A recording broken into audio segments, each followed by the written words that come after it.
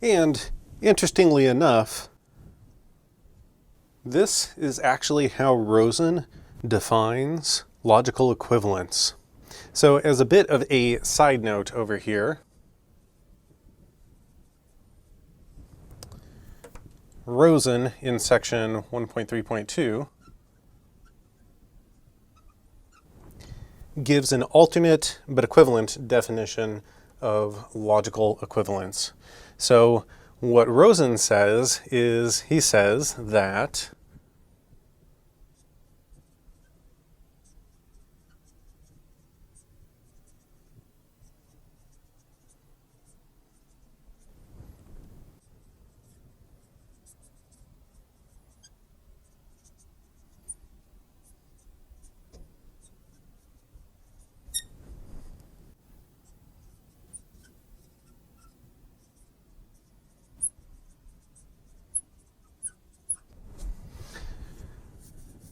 Rosen gives his definition as two propositions P and Q are logically equivalent, and he uses the same notation, if P, if and only if Q, is a tautology.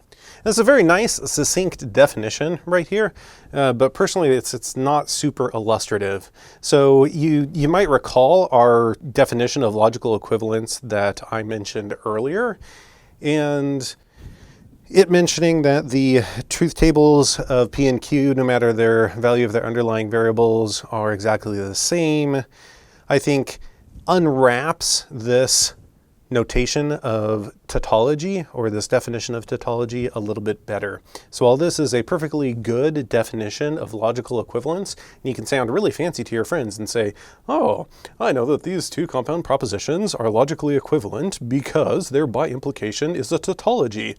It's not the most illustrative, right? It's a little bit easier to think about it in terms of either truth tables and their values always taking on the same values, or the couple of other alternate definitions of logical equivalence that we talked about a little bit earlier.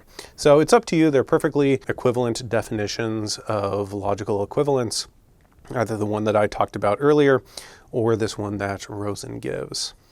But now, basically, we have covered everything that we need to be able to move on to our actual practical applications. So let's go ahead and do that next.